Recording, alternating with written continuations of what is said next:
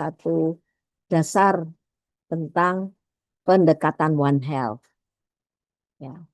Jadi di sini di dalam pendekatan One Health itu sudah dikatakan bahwa hubungan antara kesehatan lingkungan dengan kesehatan hewan, kesehatan manusia dan behaviornya itu sangat dekat sekali karena kita sharing udara, tanah, sumber air, ya, serta sumber makanan yang ada di alam. Berdasarkan penjelasan dari Komisi One Health, itu hampir 75% emerging human infectious diseases yang sudah beberapa 3 dekade yang lalu itu ternyata terbukti berasal dari hewan.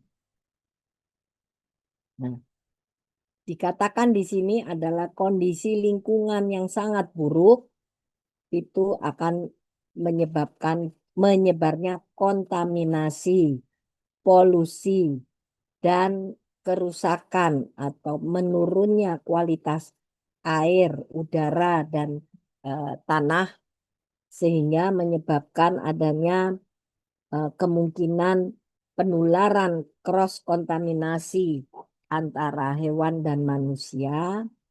Demikian juga penyakit yang non-infeksius pun akan menyebar di populasi manusia maupun hewan. Ya. Jadi secara skematis nih seperti ini. Kalau kita lihat yang ada di dalam lingkaran tanda panah biru ini adalah ekosistem, ya. Kemudian di sini sharing nih hewan, manusia, ekosistem di sini termasuk plantation dan sebagainya yang ada di alam membentuk kondisi di dalam ada pengertian tentang komos, ya, yang mana kemudian oleh sains itu bisa dijabarkan adanya eh, pendekatan One Health untuk mencapai keseimbangan ekosistem ini, balance of ecosystem condition, ya, itu dengan pendekatan One Health. Nah, mengapa demikiannya? Konsep KOMOS atau konsep of one medicine, one science, ya. Di sini menyebutkan secara umum pendekatan ilmiah yang mengaitkan kesatuan kesehatan yang ada hubungannya itu antara manusia dan hewan serta ekosistem. Ya, dapat pendekatan scientific, pendekatan ilmiah untuk apa namanya menyelidiki atau kesatuan, kesamaan dari penelitian yang menyangkut eh, antara hewan, manusia, dan ekosistem. Di sini dikatakan lingkungan memegang peranan sangat pentingnya. Banyak sekali peran lingkungan, mulai dari polusi udara, kemudian akses untuk mendapatkan kualitas air yang sehat, ya, baik secara kualitas maupun jumlah, serta impaknya kepada kesehatan. Ya. Kemudian pengertian tentang di balik pengetahuan itu sendiri,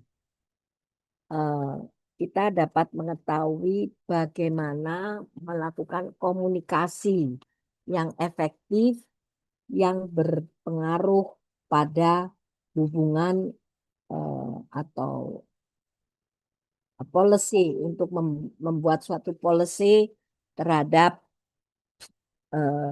kesehatan, ya, policy untuk menunjang kesehatan lingkungan. Kemudian kalau kita lihat tadi circular arrow-nya, ya, ini ya circular arrow. Yang ini yang di bawah nih, Common Science and Advancing One Health Policy.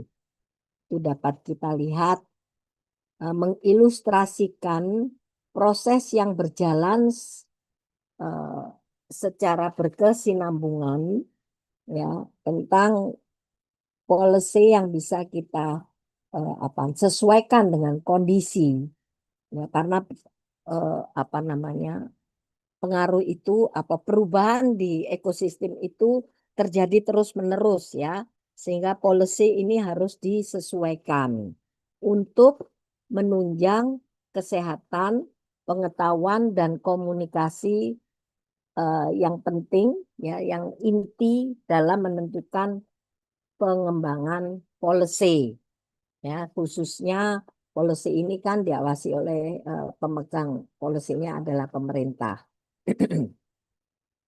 Kemudian juga akan menggandeng kerjasama dengan para stakeholders yang terkait di sini. Nah, Komos ini ada dalam pihak ada dalam kondisi di mana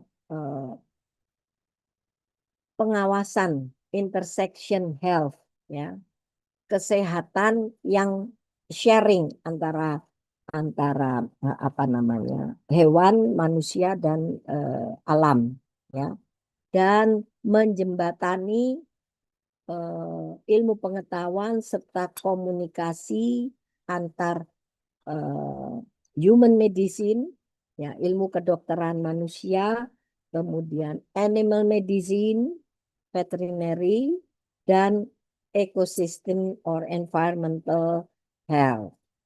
Ya, dengan Komos ini maka akan ada bridging ya, jembatan dalam melakukan penyidikan atau dasar ilmu pengetahuan untuk mengkomunikasikan melalui kesehatan manusia, kesehatan hewan, serta kondisi lingkungan. Nah, sedangkan konsep One Health itu menyebutkan bahwa kesehatan manusia itu sangat dekat berhubungan dengan kesehatan hewan dan kondisi lingkungan.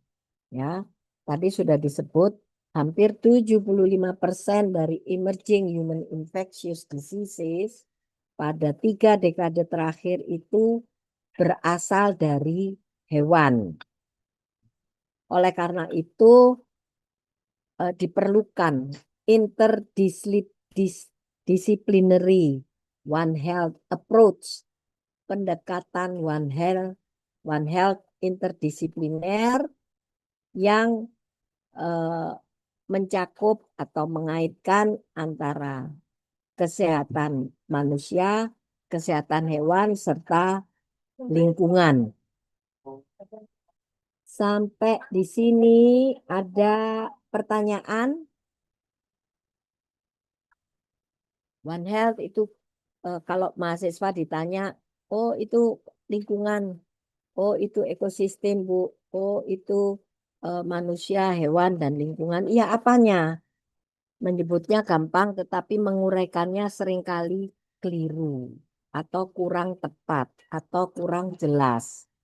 Ya, tolong ini di, dicermati mulai sekarang sampai nanti Anda berprofesi sebagai dokter hewan maupun profesi yang lain, One Health ini tidak bisa dipisahkan. Jumlah kematian setiap tahun ya, yang bisa dicatat ya melalui penyebab atau udara ya atau airborne contaminants itu bisa mencapai 13 million ya 13 juta per tahun. Belum yang pengaruh dari tobacco smoking ya. Kalau tobacco smoking itu bukan dari alam sebetulnya, itu adalah perbuatan manusia sendiri. Itu mencapai 5,7 juta kematian. Yang second hand smoke, rokok negatif, itu mendekati 600.000 kematian. Jadi ini sudah terbukti dan itu sudah dipublikasikan ya di berbagai jurnal ilmiah di berbagai negara, berbagai bahasa itu sudah menyebutkan tobacco smoking and second hand smokers itu terdampak ya terhadap abu rokok. Kemudian juga polusi udara ya yang melibatkan household ya penggunaan di rumah-rumah tangga ya mulai dari solid fuels ya dari minyak kandungan bahan padat di dalam minyak atau logam berat ya itu bisa mencapai 3,5 juta kematian. Ambient particulate matter, particulate matter eh, itu bisa mencapai 3,2 juta kematian angkanya rata-rata.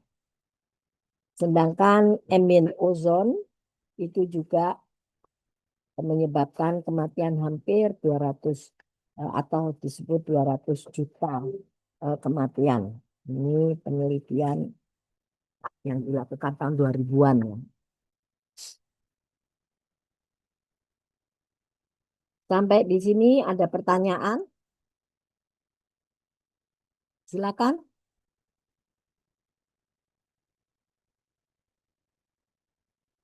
Dalam hal kaitannya tentang kesehatan hewan, kondisi kesehatan hewan atau animal diseases ya, penyakit pada hewan.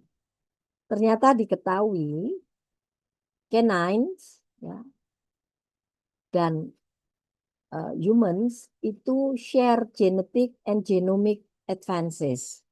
Diketahui secara uh, genetic engineering atau diagnosa secara genetik diketahui bahwa kami kanin ya atau golongan anjing dan manusia itu ternyata share genetic and genomic advance.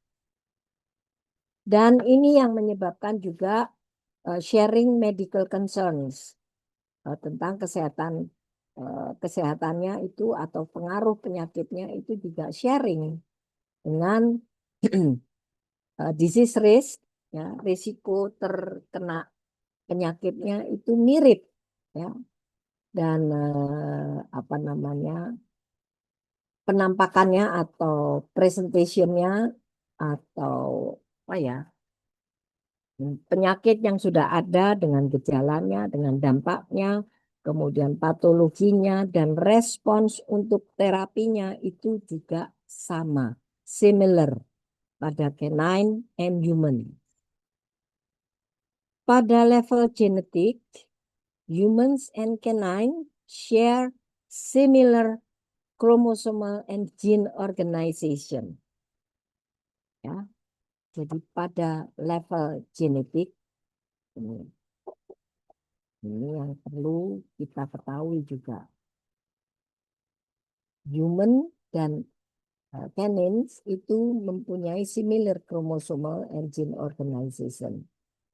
Di mana di sini kalau dilakukan sequencing ternyata mirip ya pada beberapa individu mengandung gen-gen yang similar sequencingnya. Kemudian dalam penelitian yang sudah advance diketahui juga genome-wide association, adanya hubungan genom yang makin tinggi itu ternyata diketahui ada penyakit yang membawa gene atau gene tertentu yang menyebabkan suatu penyakit yang juga secara morfologikal itu bisa dideteksi dan menghasilkan atau ternyata menunjukkan kasus kejadian penyakit yang sama ya. Ini sangat menarik. Mungkin nanti Anda kalau sudah melakukan penelitian Sekarang sudah banyak dukungan alat penelitiannya. Memang masih mahal ya kalau untuk meneliti genom gitu ya. Demikian juga kondisi yang mirip pada cancer pada manusia. Kemudian juga autoimmune disease. Ini yang sekarang sering kali ya terjadi ya, autoimmune disease. Kemudian juga gangguan neurologis serta berbagai kondisi gangguan kesehatan yang lain. Itu ditemukan juga kemiripan kondisi pada canine maupun human.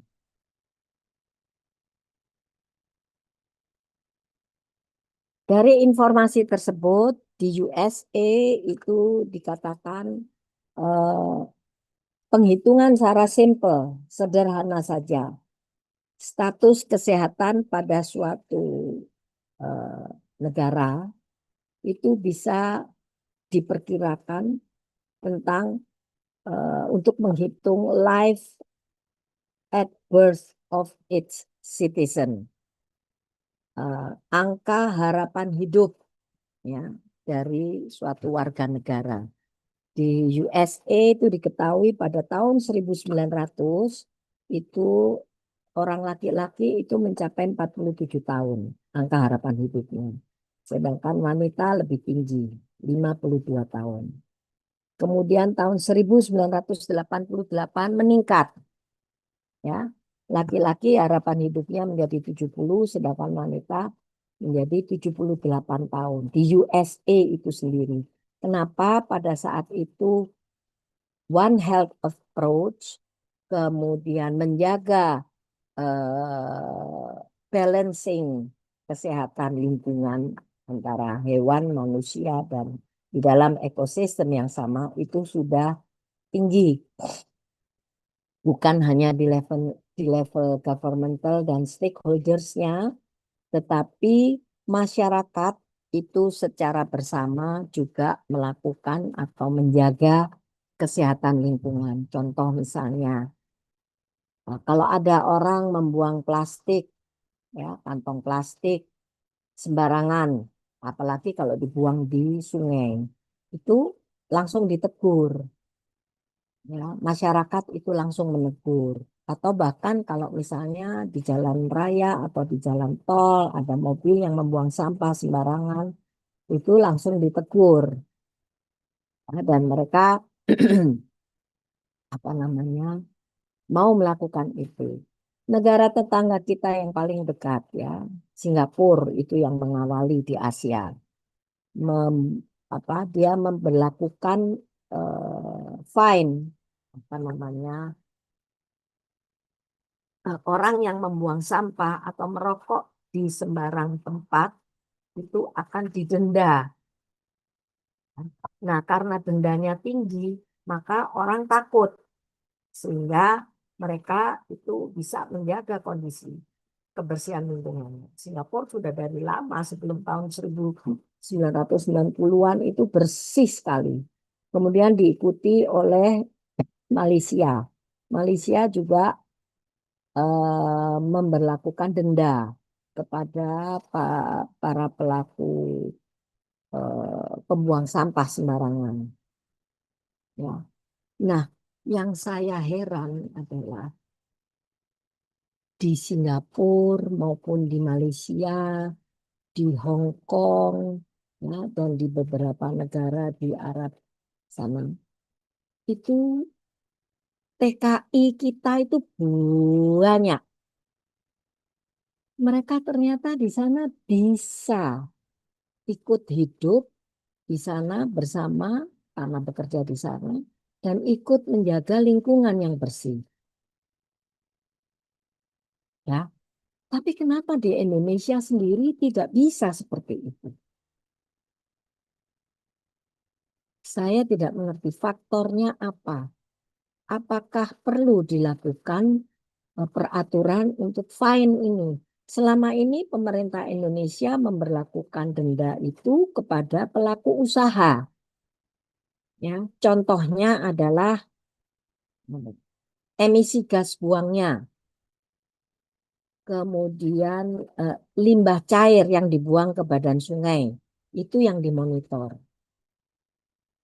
Kemudian pelaku usaha itu nanti dikenakan sanksi.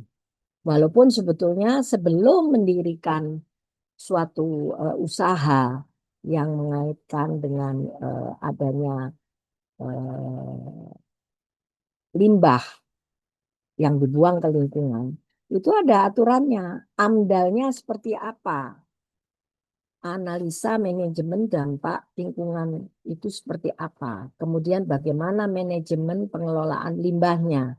Limbah padatnya bagaimana, limbah cairnya bagaimana, dan seterusnya. Itu sudah ada aturannya. Ya. Hanya yang di masyarakat yang belum diberlakukan itu. Karena sebetulnya DPR sudah banyak banyak mendapatkan masukan untuk memberlakukan atau membuat suatu policy pengawasan ya, supaya diberlakukan fine atau denda penalti kepada siapapun yang melakukan pembuangan sampah sembarangan. Mungkin harus seperti itu ya supaya Indonesia bisa bersih. Ya.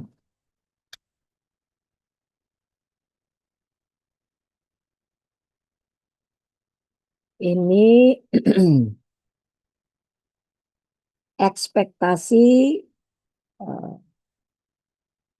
angka harapan hidup berdasarkan ras manusia ya yang diteliti sejak tahun 1900 sampai 1961 berdasarkan data yang ada.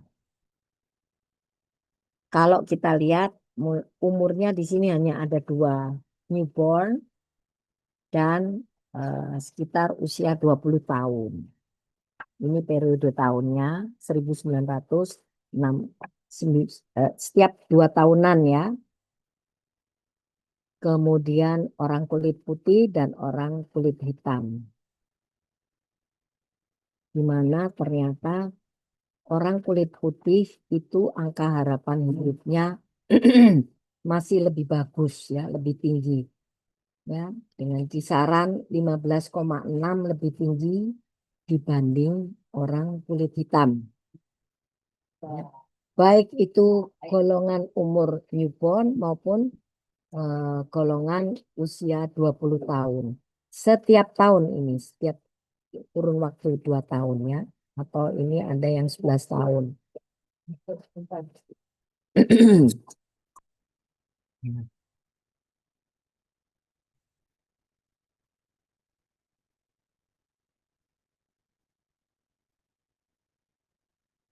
Bisa Anda lihat di sini, kenapa ini semua pola hidup dan bagaimana kita menjaga lingkungan di mana kita berada.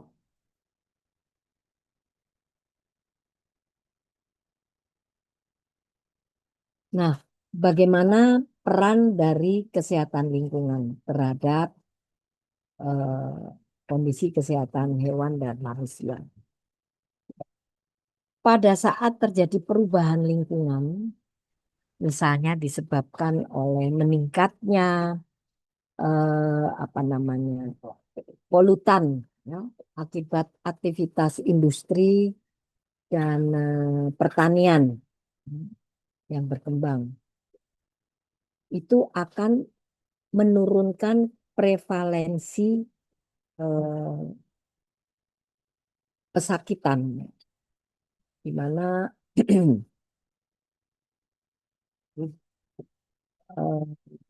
terjadi penurunan prevalensi kualitas kesehatan. Antara lain adalah malnutrisi, kemudian juga preservasi dari penyediaan makanan yang berkualitas, kemudian juga water supply, ya, kemudian juga apa namanya badan air yang tidak terkontaminasi patogenik organisme itu makin berkurang.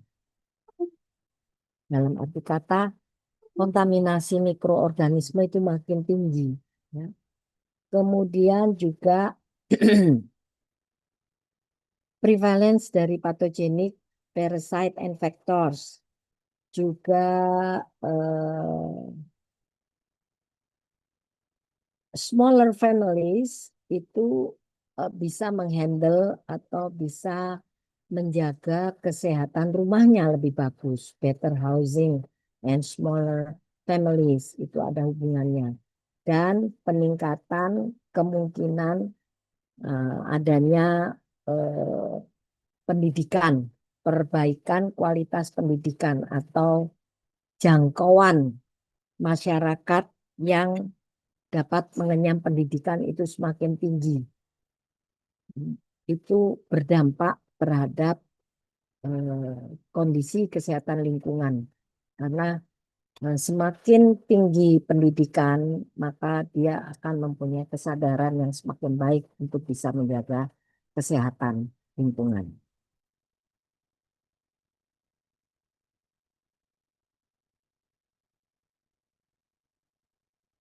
Aspek yang lain yang disebabkan oleh adanya industri dan agro agriculture, ya. Berbagai contoh misalnya kerusakan alam, ya. Pemandangan alam itu menjadi rusak ya karena misalnya asap, kemudian banyak tumbuhan yang rusak, ya. Loss of open spaces. Hilangnya ruang bebas yang bisa kita gunakan untuk exercise.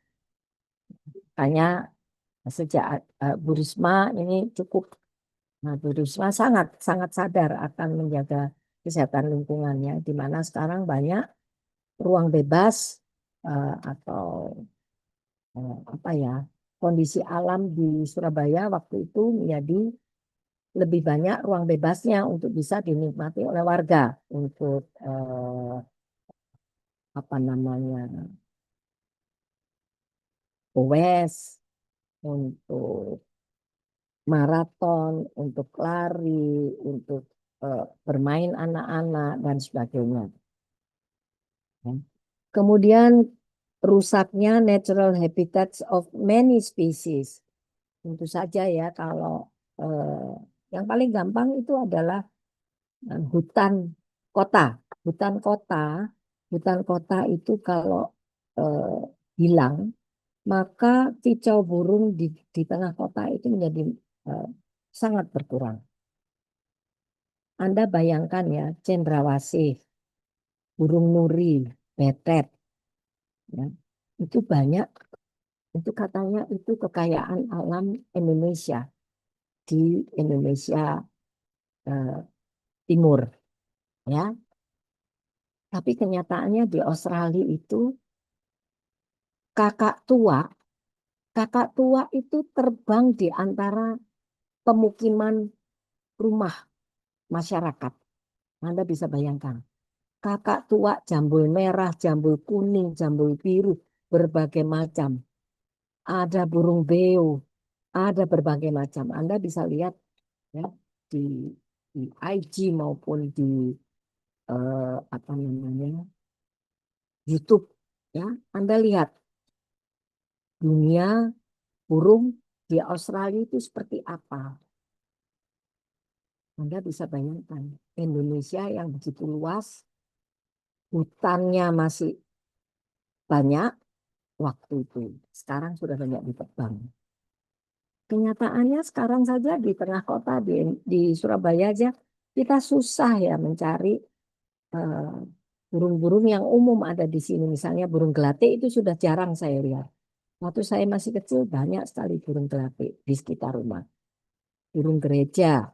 Kemudian sekarang sudah ada di beberapa pemukiman yang dipelihara taman-taman propertinya.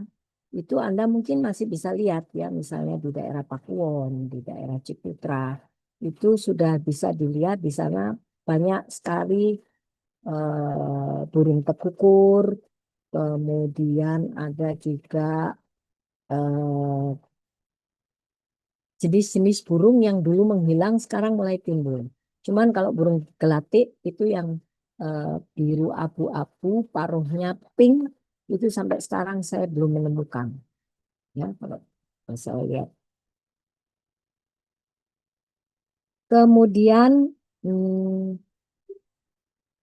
ya, penyebaran dari potentially toxic chemicals ini juga semakin tidak terukur, hmm, kemana-mana. And the distribution of other chemicals in non-toxic amounts, but on such a scale that the climate of the world is modified. Memang ada bahan kimia non-toksik, ya, jumlahnya itu cukup lumayan ya, yang dapat mempengaruhi kondisi alam, ya, apa namanya, udara, sehingga itu menyebabkan perubahan climate change, ya, perubahan musim. Ya, sekarang kita rasakan ini. Baik, selanjutnya perkembangan industri, ya. Jadi sebetulnya ini sudah mulai ulah manusia. Ya. Industrial developments over the last century have affected health. Perkembangan pada abad terakhir ini sudah terbukti bahwa industri itu menyebabkan berdampaknya pada kesehatan. Ya, ada dua modusnya. Yang pertama adalah polusi udara, urban air pollution, itu menurunkan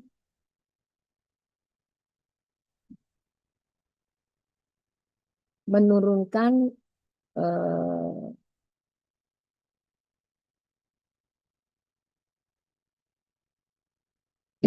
polusi udara, itu menurunkan in case of smoke and substantially kasus sulfur dioxide dengan menggunakan central heating, ya, central heating instead of domestic fires. Ya, pakai eh, pemanasan sentral dibanding dengan domestic fires. Artinya yang pembakaran yang dilakukan oleh masyarakat. Nah, sekarang di kota-kota besar itu sudah ada sebetulnya undang-undangnya, tidak boleh membakar sampah. Ya, sampah itu dikumpulkan, kemudian nanti dibuang ke tempat pembuangan akhir, ya. Kalau di kota-kota besar seperti di Surabaya itu sudah ada. Anda sebetulnya berhak menegur tetangga yang dia melakukan pembakaran sampah dan itu mengganggu apa namanya kita, ya, untuk beraktivitas. Itu sudah ada aturannya.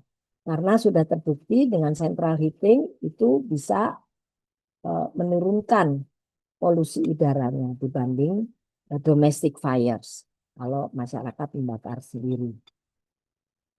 Kemudian juga penggunaan natural gas, oil, and electricity sebagai sumber energi itu akan lebih bagus dibanding menggunakan eh, coal and wood, pembakaran menggunakan arang dan eh, kayu, ya.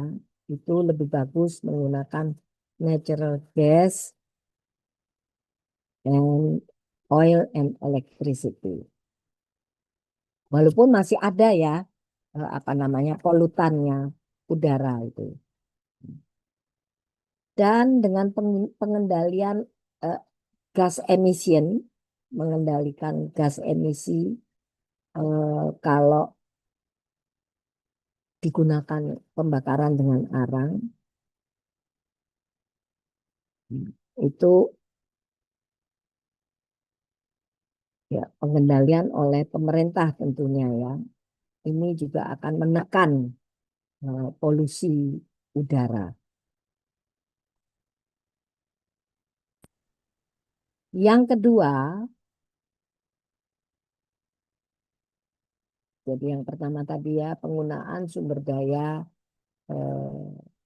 energi yang digunakan. Yang kedua, complex pollution. Sering sudah diketahui disebabkan oleh sejumlah peningkatan eh, penggunaan kendaraan bermotor. Motor traffic and its accompanying exhaust fumes. Yang dimana itu sudah digunakan secara luas, ya. Dispersal of natural and artificial chemicals in emission from factories. Jadi baik itu penggunaan kendaraan bermotor maupun juga industri yang ada di perkotaan. Jadi sebetulnya sudah ada tata lingkungan itu untuk industri yang menggunakan atau yang membuang gas buang, ya itu dikelompokkan jadi satu di suatu lingkungan. Contoh Surabaya dulu sudah memanage sedemikian rupa itu di SIR, Surabaya Industrial Estate, yang mana di daerah Rungkut itu dulu sudah merupakan bagian penting dari Surabaya. Namun dengan perkembangan urbanisasi, banyaknya manusia yang semakin banyak ke kota, maka perkembangannya juga akhirnya di tengah kota itu karena properti berkembang sampai lebih jauh ke arah laut. Sehingga SIR ini tidak menjadi pinggiran lagi tetapi di tengah kota. Ya, memang tata tata laksana membangun perkotaan itu sangat sangat erat kaitannya dengan policy pengawasan dari government. Kemudian juga penggunaan pupuk, ya, chemical fertilizers, pupuk kimia, herbicide, pesticide di pertanian. Ya, itu juga menyebarkan apa namanya, polutan, industrial waste yang cukup berbahaya. Yang terdampak siapa? Juga petaninya, keluarga petani, ya, itu akan terdampak.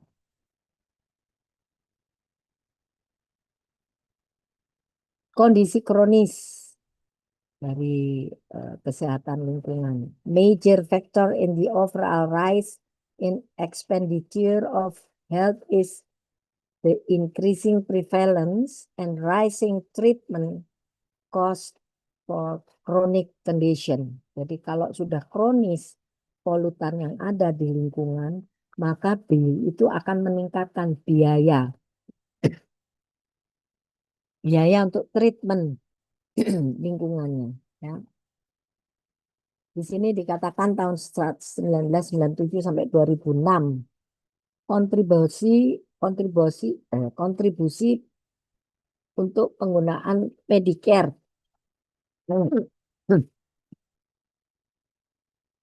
Ya, ini berbagai penyakitnya mulai diabetes mellitus, osteoarthritis and other joint disorders, hiperlipidemia, kidney disease, trauma related disorders, hypertension.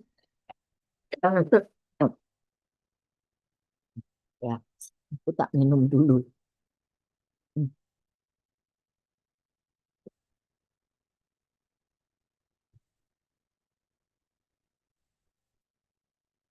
Tuh, bisa dilihat ya di sini. Bahkan ada mental disorders, cancer, COPD, asthma, and heart condition. Ini adalah 10 kondisi kronik untuk 51% of the growth in spending. Jadi peningkatan 51% penyediaan dana untuk treatment dari penyakit kronis ini. 10 penyakit kronis ini. Ya. Ini sumbernya adalah Medicare is a social insurance program administered by the US government. Anda tahu Amerika kondisi udaranya masih lebih bagus daripada Indonesia. Itu saja mengeluarkan dana setiap tahunnya meningkat 51%. Bagaimana dengan di Indonesia? Kemudian, nah, untuk primary prevention, pencegahan yang utama, public health environment is focused on the primary prevention of environmental hazard dalam pengawasan atau pengendalian bahaya yang ada di lingkungan, yaitu untuk mengeliminasi berbagai bahaya yang bisa menyebabkan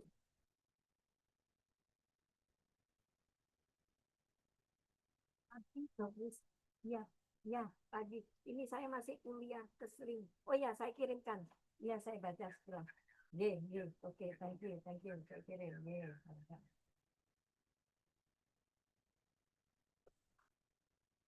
Sebentar ya.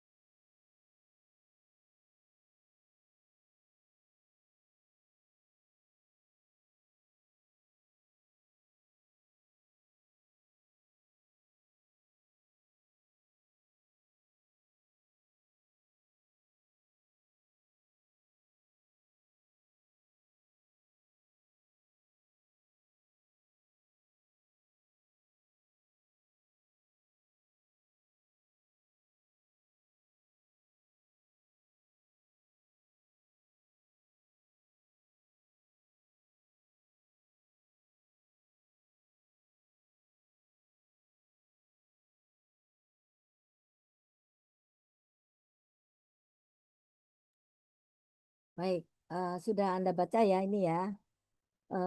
Rasanya Anda sudah punya juga ini ya PPT-nya ya. Jadi yang primary pertama adalah population wide proactive upstream preventive actions. Jadi kita harus melibatkan juga masyarakat di lingkungan kita untuk sama-sama menjaga kesehatan lingkungan, kondisi lingkungan yang sehat. Ya. Kemudian yang secondary adalah clinical preventive services. Terutama di sini dinas dinas kesehatan itu kalau untuk orang yang mempunyai keluhan ke puskesmas misalnya. kemudian dinas lingkungan hidup utamanya ya. Misalnya menjaga supaya paru-paru kota itu betul-betul berfungsi baik. Jadi sudah mempunyai program apa namanya? Kalau sudah mendekati musim kering ya, sumber air itu kurang ya. Manusia juga membutuhkan air, hewan juga membutuhkan air, tapi tumbuhan juga lebih lagi membutuhkan air supaya dia bisa bertumbuh, bisa lebat daunnya ya untuk menjaga alam ini. Secondary ya. Yang tertiary adalah treatment and rehabilitation. Pada kondisi di mana lingkungan itu sudah betul-betul rusak, misalnya di daerah tertentu itu ya apa namanya, seperti kita ketahui di Surabaya ini ada mangrove ya, hutan mangrove. Mangrove itu sangat dibutuhkan ya untuk menjaga ekosistem kita. Memang dia ada di tepi laut dari sungai sampai ke laut ya, itu harus kita jaga supaya apa? Dia menjadi pemukiman baik ikan maupun juga satwa unggas ya, ikut menjaga lingkungan. Ya tetap ada di situ. Nanti juga akan menjaga apa namanya, mangrove ini juga dibutuhkan untuk dia menghisap racun ya yang dibuang di muara muara laut sungai.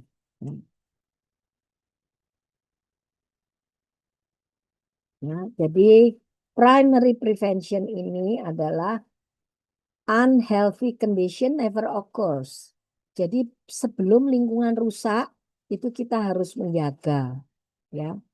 Sebagai contoh di sini kita disebutkan eliminating lead in pain ya, membatasi orang mengecat ya di jalanan ya, atau rumah itu kalau ada yang sedang membangun kita juga harus eh, mengingatkan dia ya.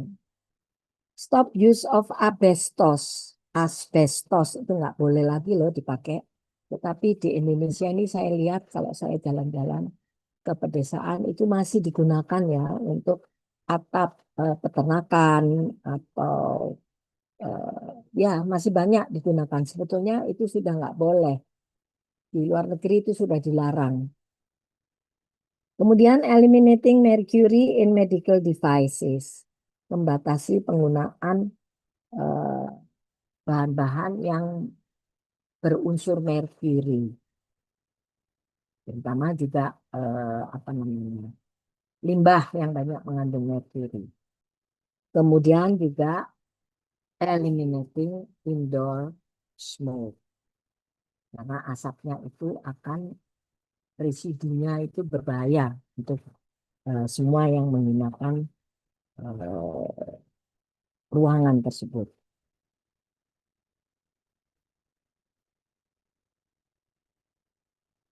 Faktor impact faktor dari eh, lingkungan ini siapa? Apa saja? More broadly, environmental factors influence over 80%, 80% eh, pengaruh lingkungan ini terhadap adanya gangguan penyakit dan kecelakaan yang dinyatakan oleh WHO. Termasuk di sini communicable diseases and non-communicable diseases and injuries. Ya. Baik itu penyakit eh, yang menular maupun yang tidak menular dan kecelakaan. Share of burden of disease ini kalau Anda lihat di sini 0 sampai sekian persen ya. Yang merah ini pengaruh lingkungan. Ya. Yang kuning ini totally itu berapa? Ada diare, ada respiratory infection, malaria ini yang infectious ya, yang menular. Kemudian ini yang kecelakaan dan non communicable disease. Other unintentional injuries, misalnya karena adanya jalan raya yang bukan main padatnya, cardiovascular disease, ya, chronic respiratory disease (COPD), asma, kemudian road traffic injuries, cancers, and lead cause MMR. Ya. Jadi bisa Anda lihat di sini yang non communicable diseases pun itu juga tinggi ya, terutama kardiovaskuler nih, bisa mencapai 10%.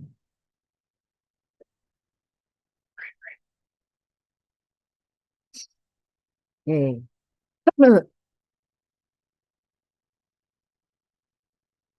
Kemudian eh, apa keuntungan yang bisa kita manfaatkan kalau kita menjaga eh, kesehatan lingkungan? Contoh pada saat climate change, ya, perubahan musim, ya. Good preventive policies needed, ya, diperlukan policy untuk pengawasannya agar eh, greenhouse gas emission, Anda tahu greenhouse ya, jadi karena penguapan atau karena pengaruh emisi gas itu maka terbentuklah apa namanya greenhouse atau seperti efek rumah kaca ya di dalam, seolah-olah kita ini aman di situ padahal apa namanya gas emisi itu sudah menutup pada level lapisan udara yang di atas ya, sehingga udara eh,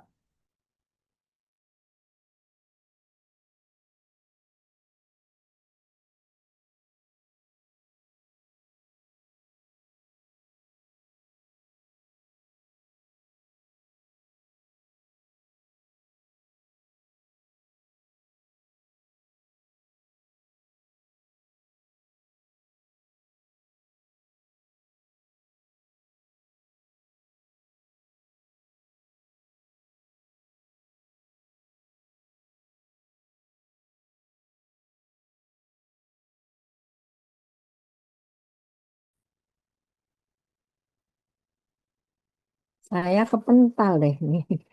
Kenapa ya? Kok nggak stabil ya Zoom-nya ya? Tiba-tiba kepental nih. Oke,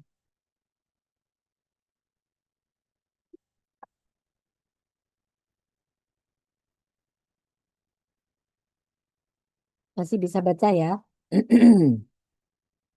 Jadi utamanya kalau apa greenhouse gas emission ini targetnya adalah untuk menghindari penyakit jantung dan respirasi.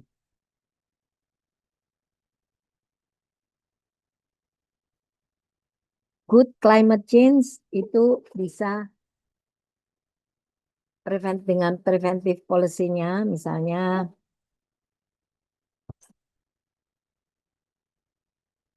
sustainable urban transport, ya, dengan transportasi yang sustain, yang kualitasnya bagus, gas buangnya juga terawasi, ini dapat menurunkan penyakit jantung 10-25% kasusnya. Kemudian clean household energy. Kalau kita di dalam rumah tangga menggunakan eh, sumber energi yang relatif aman, ya. Ini akan meningkatkan, ini studi di India, dapat saving 2 million lives over 10 years. Ternyata bisa menyelamatkan sebanyak 2 juta kehidupan manusia di dalam 10 tahun. Untuk food and agriculture, 30% bisa kita melakukan reduksi animal fat intake.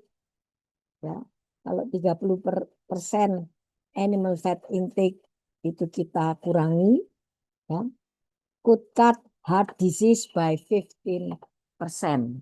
Akan menurunkan kasus penyakit jantung hingga 15%. Jadi pola makan kita itu juga sudah andil untuk menjaga kesehatan lingkungan, ya, utamanya kita sendiri. Kemudian sejarah yang lama. Over the years, public health and environment has made many important contribution to primary prevention.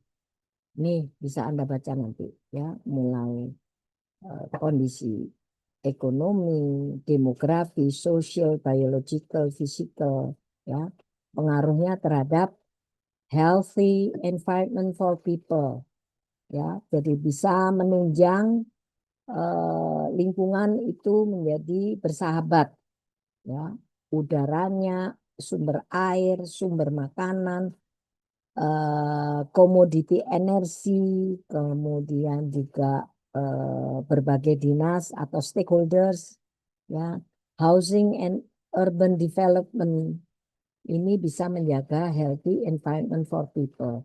Ini adalah contoh-contoh apa yang bisa kita lakukan. Water quality standards itu perlu diberikan, ada polisinya, diawasi oleh pemerintah. Dan ini harus selalu dikontrol ya, utamanya untuk melihat polutan atau limbah cair yang dibuang oleh berbagai pabrik ke badan sungai. Chemical safety guidelines, housing standards and policies to reduce exposure to radon, ya, radiasi, lead to penggunaan asbestos dan sebagainya dan sebagainya dan sebagainya. Anda bisa baca sendiri di sini. Sampai di sini ada pertanyaan? Silakan.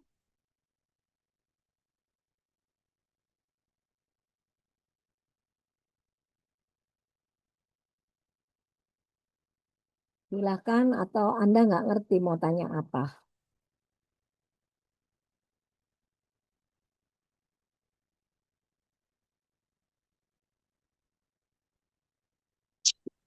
Silakan pertanyaannya. Mohon izin dokter, saya izin bertanya. Ya, Untuk yang aspek ekonomi, bagaimana memengaruhi dari kesehatan lingkungan terhadap manusia dalam hal ini One Health ya dokter? Untuk yang ekonomi dan demografinya, gambarannya bagaimana untuk pengaruhnya? Terima kasih dokter. Anda berasal dari mana? Anda Saya berasal asal saya asal dari daerahnya dari Bojonegoro dokter. Bojonegoro. Bojonegoro ya. Betul Kuliah dokter. di sini berarti masuk kota Surabaya, betul?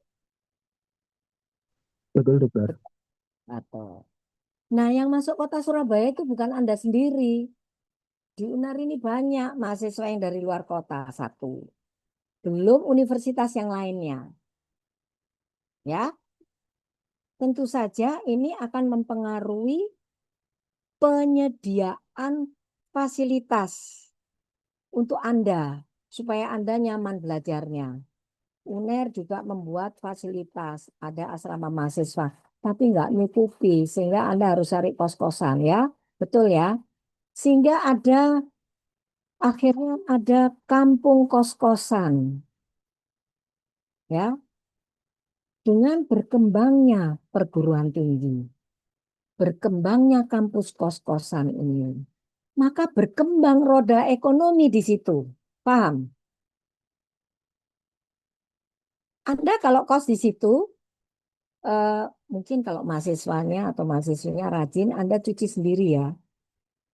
Penggunaan air pasti meningkat. Limbah airnya juga meningkat. Anda perlu mandi, perlu cuci. Betul ya? Paham maksudnya? Paham Halo? dokter. Ya, Paham paham dokter. ya? Nah, di situ tempatnya. Bagaimana pengaruhnya terhadap One Health?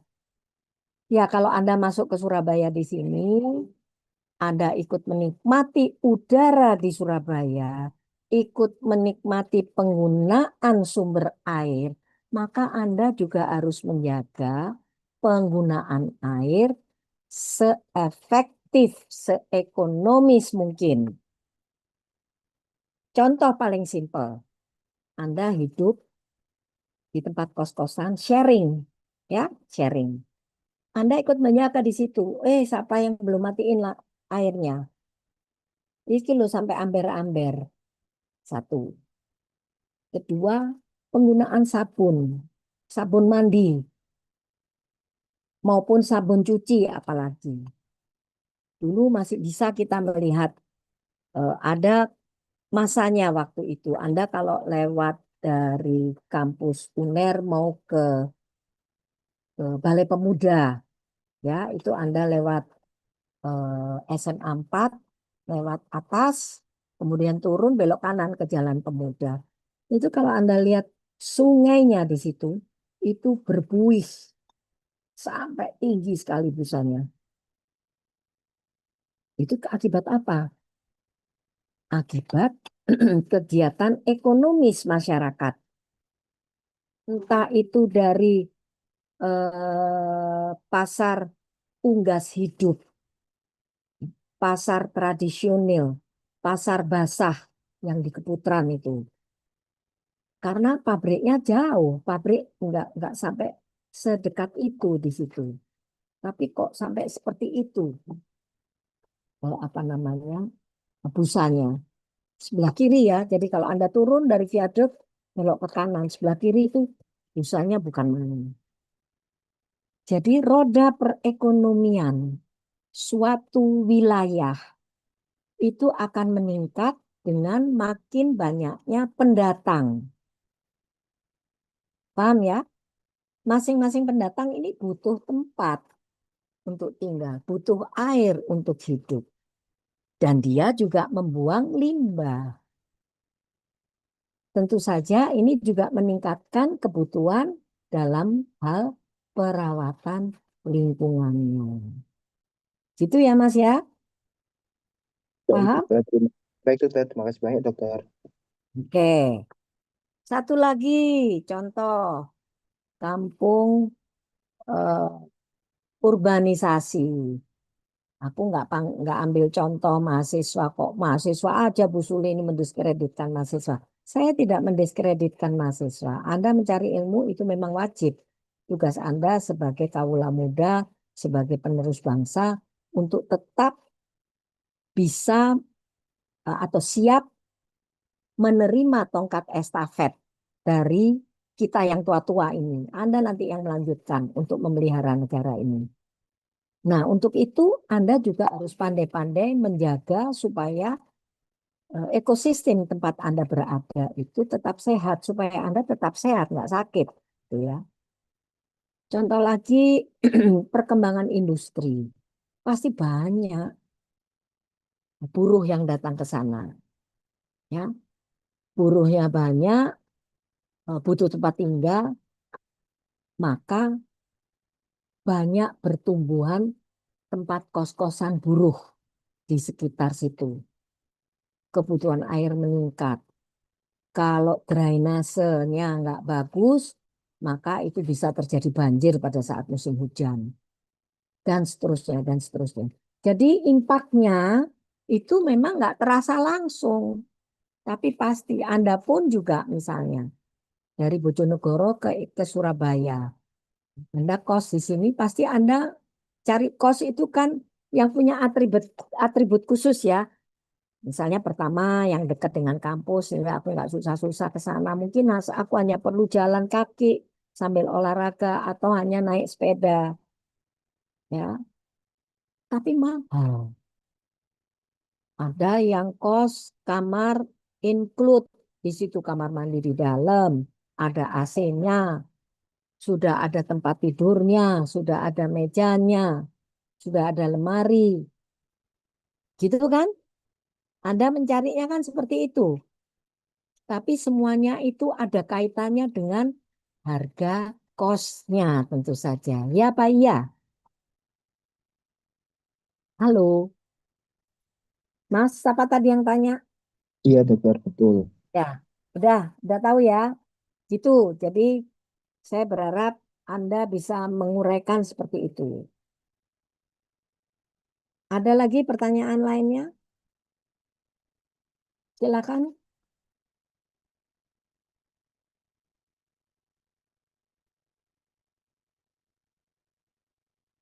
Halo.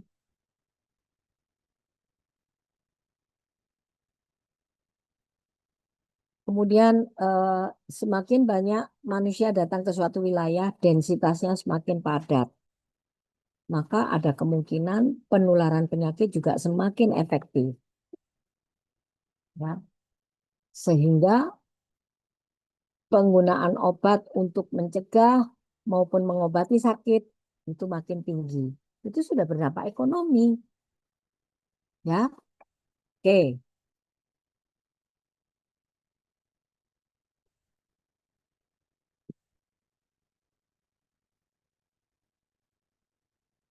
Ada lagi pertanyaan?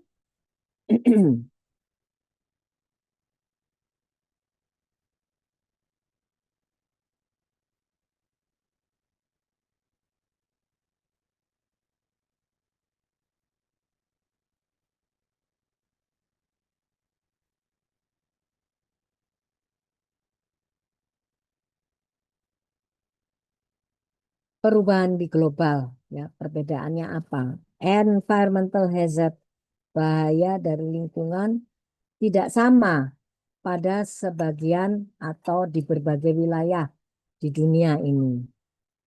Ya, jadi kerusakan lingkungan dibanding dengan eh, global development public health. Ya, itu ada high mortality countries, low mortality developing countries, dan developed countries pada negara yang maju. Kemudian negara berkembang, low mortality countries, ya, dan high mortality pada developing countries. Pada negara berkembang itu high mortality masih tinggi. Nih pengaruhnya. Di setiap negara misalnya water quality tadi sudah saya jelaskan. Adequate sanitation ini juga menyangkut dari perilaku masing-masing unsur masyarakat, ya. Kemudian indoor air pollution, di dalam rumah tangga, di dalam rumah kos, di dalam wilayah kampung yang padat penduduknya. Kemudian transboundary chemicals, outdoor air and workplace hazard. Nih, chemicals ini nggak bisa dihindari ya, itu jelas itu ya. Penggunaan sabun cuci itu yang paling sering. Kemudian global climate change, perubahan musim global. Ini sebetulnya siapa yang bersalah? Manusia, karena kita membuang atau menyebabkan lingkungan terdampak yang itu terus residunya numpuk, numpuk, numpuk, numpuk, akhirnya terbentuklah atau itu yang disebut rumah kaca, efek rumah kaca ya. Jadi gasnya itu mengumpul di udara. Kemudian juga akan menyebabkan UV radiation itu semakin parah karena melewati akumulasi polutan udara tadi dan menyebabkan ekosistem change, perubahan ekosistem.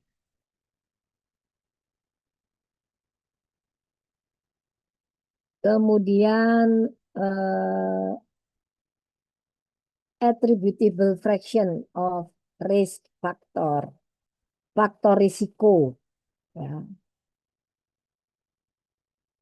Kalau ada suatu komunitas, anggota komunitas atau penduduk misalnya, ada salah satu rumah tangga yang terdampak risiko, faktor risiko ini misalnya adanya eh, limbah pestisida yang menyebabkan gangguan kesehatan bahkan sampai kematian. Nah, ini risikonya adalah maka pestisida itu harus dilarang untuk digunakan di daerah itu. Jadi ini harus ada policy, legislative actionnya harus ada. Ya. Dan harapan kita adalah overall number of health problems or deaths in the community would be decline. Oleh karena itu pengawasan penggunaan pestisida ini ini baru salah satu nih ya. Jadi contohnya agricultural pesticides. Ya. Kemudian proportional reduction in the number of health problems atau kematiannya juga sebagai hasil dari menurunnya faktor risiko itu yang disebut sebagai attributable fraction. Sekali lagi, reduksi penurunan proporsional dari jumlah kasus kesehatan atau kematian sebagai dampak atau hasil menurunnya faktor risiko itu disebut sebagai attributable fraction. Atau dengan kata lain, it is the proportion of all health problems or death in the community that can be attributed to the risk factors. Ya, ini Anda harus mulai tahu. Nanti bisa Anda menghitung kalau Anda nanti akan menjadi pegiat lingkungan. Ya.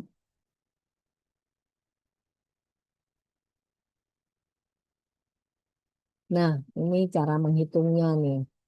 When calculating the disease burden attributable to an environmental risk factor.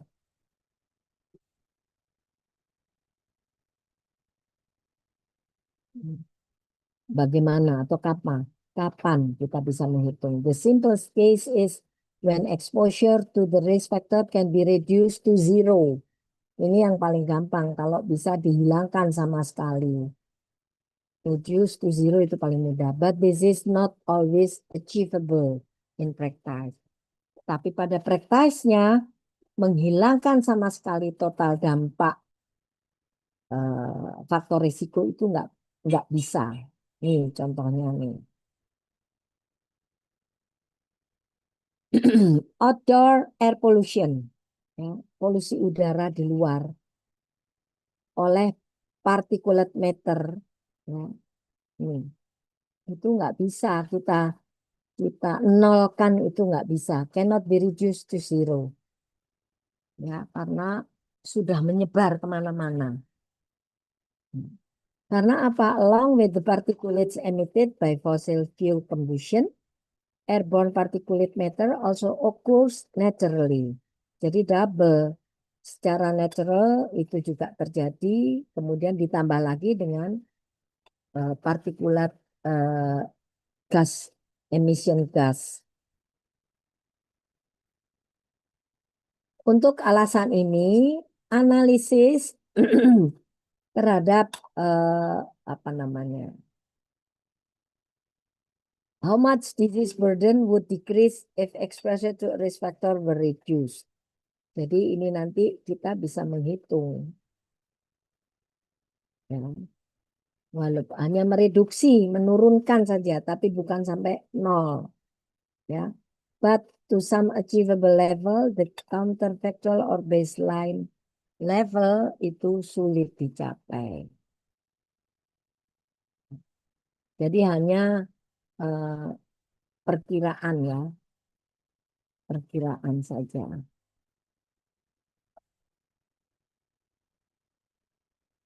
So, preventing disease before it arises eliminates associated health care treatment costs and no burden is borne by the pollution.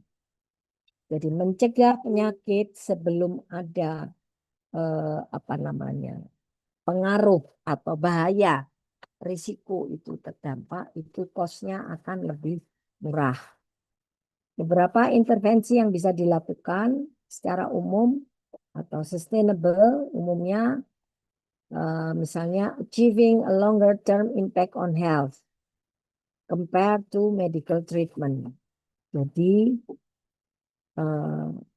pencegahan untuk dibiasakan selama kita hidup ya, dibanding dengan kalau kita harus mendapatkan treatment ya. Itulah saya sering bilang sehat itu mahal, tapi sakit lebih mahal lagi ya karena harus diobat. Kemudian environmental modification sering juga eh, sebagai opsi yang cukup bisa dipertimbangkan dan generating benefits across broad groups or population ya karena bisa dimanfaatkan benefitsnya untuk berbagai kelompok populasi. Ini masih terlalu kecil, nanti Anda tolong dibaca sendiri ya. Environmental risk factors and related diseases. Ya, tadi di depan juga sudah dijelaskan. Kemudian di sini analisis, estimasi, environmental attributable fraction pada kasus penyakit malaria. Hmm. Ada tiga yang utama pendekatannya, yaitu eh, karena ini termasuk vector-borne disease ya, dalam manajemen pengelolaan atau pendekatan pencegahan malaria. Itu ada tiga. Modify the environment, artinya supaya faktornya itu diturunkan, kepadatan faktornya. Ya, misalnya dengan mengontrol air yang mengenang. Ya. Kemudian modify, ya itu modify environment. Ada juga manipulate the environment. Nah, apa bedanya modify and manipulate? Modify ini contohnya air tergenang tadi dihilangkan, eh, meningkatkan unsur-unsur masyarakat, perannya makin ditingkatkan. Jadi dari ibu rumah tangga, anak-anak muda di situ untuk bisa menjadi apa namanya pengamat lingkungan, utamanya dari adanya jentik-jentik nyamuk di air tergenang. Itu kalau sudah mulai ada, kita cepat-cepat lapor untuk bisa mendapatkan ABAT ya untuk membunuh jentik nyamuk. Kalau manipulate, this approach temporarily produce unfavorable conditions for vector propagation and therefore needs to be repeated. Nah, tadi itu penggunaan ABAT untuk membunuh jentik-jentik nyamuknya. Ya, jadi pelatihan jumantik, juru pemantau jentik nyamuk. Ya, ini Anda untuk malaria maupun dengue ini sama ya, jumantik namanya. Kemudian modify or manipulate human habitation or behavior. Di sini pendekatannya adalah yang jelas untuk mengurangi kontak antara manusia dengan vektor.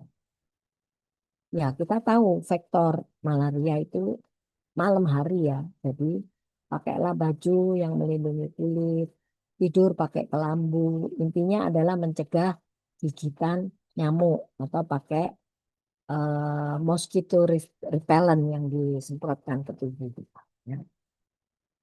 Cuman bedanya kalau malaria ini nyamuknya malam ya, kalau dengue kan siang. Kemudian ini strategi untuk malaria. Itu bisa dikelompokkan ya, into at least three distinct group eco-epidemiological setting in malaria of deep forest and hills, jadi kasus malaria di urban, kemudian rural malaria attributable to water resource, jadi utamanya biasanya berkembangbiaknya itu pada sumber-sumber air yang tergenang, dan urban and pre-urban malaria. Ya, dengan pendekatan eco-epidemiological setting. Kemudian satu lagi pendekatan modification environmental steps to control malaria is include nih drainase, leveling land, ya, filling depression, burrows, pits, pools and ponds, ini harus diawasi. Contouring reservoirs, modifying river boundaries, ya. Lining canals to prevent seepage. Jadi kalau di dekat rumah kita ada got, itu kita sebisanya nutup ya, ditutup pakai apa supaya nggak langsung nyamuknya itu mudah mencapai kebun. Constructing hydraulic structures such as wires to avoid stagnant water. Jangan sampai ada air yang tergenang. Sampai di sini ada pertanyaan? Saya rasa itu yang bisa saya jelaskan dan Anda sudah bisa baca.